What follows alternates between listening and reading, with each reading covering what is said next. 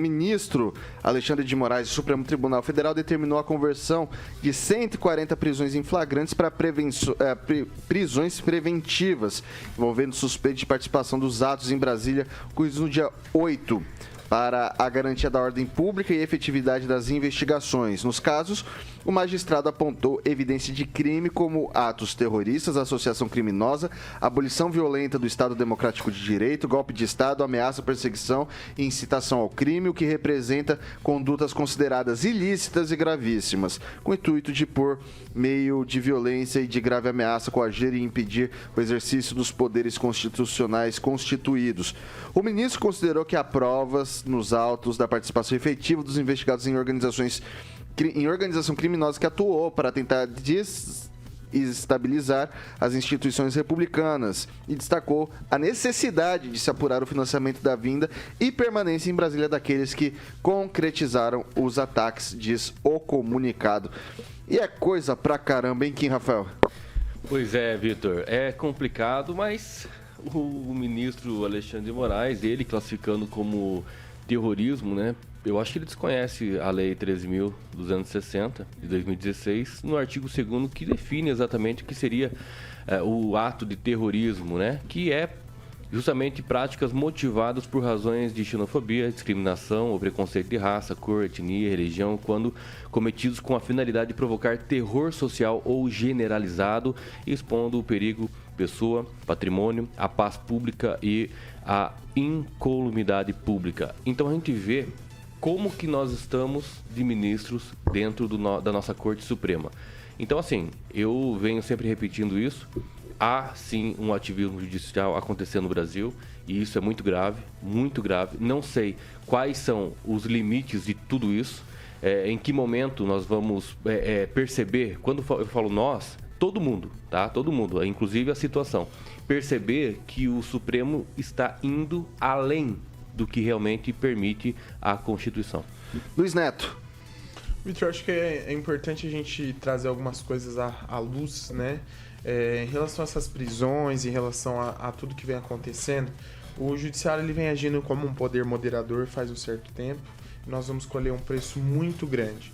Mas o que eu acho importante é que uma investigação ampla seja feita em várias esferas da lei.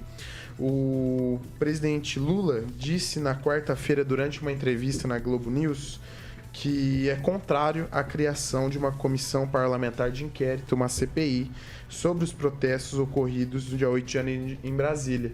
Para o petista, essa CPI poderia criar uma confusão tremenda na apuração do episódio. Muito pelo contrário do que o Lula pensa, eu sou extremamente a favor de uma CPI. Sabe por quê? Porque a CPI, ela dá lisura ao processo.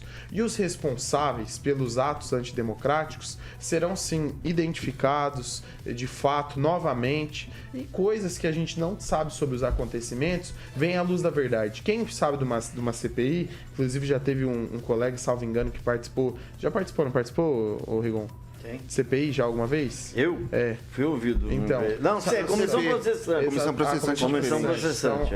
Então, sabe como é que funciona esses procedimentos, a questão dos depoimentos, a questão de como o Legislativo atua numa CPI. Então, todas as esferas, não só o STF fazer o trabalho dele, o Legislativo e o próprio Executivo investigar todas essas situações, é extremamente importante para nós chegarmos a, de fato, uma conclusão do que aconteceu. Que eu acho que é o que a população espera, são respostas de fato e não a criminalização como tem sido feita até de pessoas que não estavam naquele momento durante os atos. Pamela Bussolini. Então, Vitor, analisando essas decisões do Alexandre de Moraes, e cada dia mais eu entendo aquele abaixo-assinado lá de 2017, né, que foi apresentado pelos estudantes da faculdade onde ele dava aula, né, da USP. Eles fizeram um abaixo-assinado dizendo que não queriam a indicação aí do Alexandre de Moraes para o Supremo, entre outras coisas que eles colocaram lá, por ele não possuir aí o notório saber jurídico. Então, veja bem, ele era professor, dava aula e o pessoal fez esse abaixo-assinado colocando essa razão.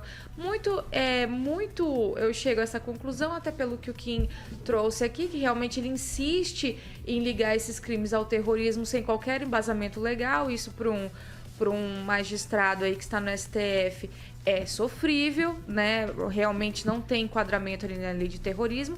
Os atos foram errados, atos de vandalismo, com certeza, mas não tem enquadramento legal em lei de terrorismo. Então, ficar chamando de terroristas e tudo mais, não tem a menor razão de ser.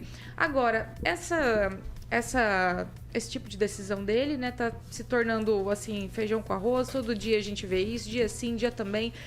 Decisões totalmente descoladas, né, aí da nossa legislação, das leis pátrias, e essas 140 prisões e tudo mais, as audiências de custódia também demonstram isso, né? A audiência de custódia deveria ter sido feita em, no máximo, 24 horas, né? E prorrogáveis. Se não é feito em 24 horas, e detalhe que eu não sou do direito penal, mas acho que todo mundo sabe disso, se não for feito em 24 horas a audiência de custódia, as pessoas têm que ser postas aí em liberdade, coisa que nós também não vimos nesses procedimentos. Conclua, então Pamela. agora ele converte essas prisões aí em preventivas, que não tem prazo, né, de 140 pessoas, coloca todo mundo ali... Ainda é uma coletividade grande, 140 pessoas, mas me parece que, ao menos, né, estão começando a individualizar as condutas, né? Vamos ver desses 140 quem são os reais culpados aí, que a gente Vai lá, Tupã. 1.000 e poucas pessoas, né, presas. Olha, eu nunca vi tanto preso político em tão pouco tempo de governo, ó. Tirando as pessoas que saíram agora... essas 160 que foram liberadas ontem, ainda nós temos 1.239. Isso é uma vergonha para o Brasil, sabe? Eles deviam estar por agitação, estar por quebra-quebra, mas por terrorismo eu não vejo ninguém fazendo coisa como o Marighella fez, que o PT tanto ama, ou como outras pessoas que ficavam colocando bomba no Rio de Janeiro, em São Paulo, como acontece muito em alguns países da Europa. O pessoal muçulmano já fez isso. Então, não teve nada do que de terrorismo, na minha opinião. Foram atos para mostrar descontentamento com a eleição de um presidente de esquerda. O Brasil tem, pelo jeito, assim, tem muito mais direitista do que a esquerda, porque eu não estou vendo a esquerda se movimentar tanto. Tanto que eles estão usando esse grupo de pessoas para serem crucificados. Eles querem servir de exemplo. Olha aqui, ó, se vocês não aderirem ao Lula, é isso que vai acontecer com vocês. É essa.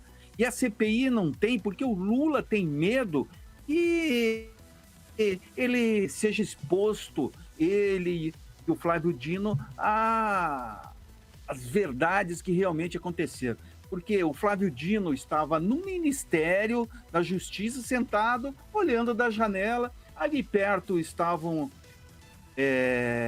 a guarda. Quem foi chamado? Isso que eu não entendo. E ele diz que não tinha conhecimento. Onde é isso? Que país é esse? Tem uma música do Legião Urbana... Conclua, Tupã, por favor. Aí, Vitor Farei, que falava, vamos... queimar Brasília, mais ou menos uma coisa assim, ou destruir Brasília, eu não me lembro, vou dar uma olhada aí, e amanhã eu conto essa história, porque eu vou te falar uma coisa, não tem cabimento.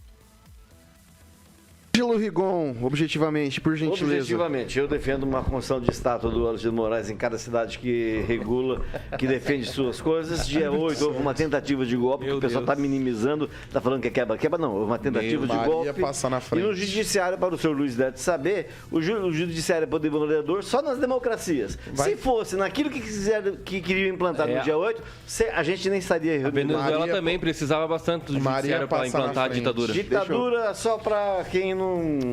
Maria passa na frente. Quando é conveniente para um lado é sempre bom, né? Sempre maravilhoso, sempre perfeito. Acabou, Rigon? Você tem mais alguma... Não, só para lembrar que em Bugaé, aqui em Maringá, está ouvindo aquele pessoal que fugiu, foi alertado por traidores do Exército, está ouvindo o pessoal de Maringá e de cidades da região. Puxa vida, tinha que ver o pessoal do Paysandu que invadiu lá. O Campo Mourão, Maringá, com certeza. Paysandu, você tiver, passa pro promotor. 7 horas e 59 minutos.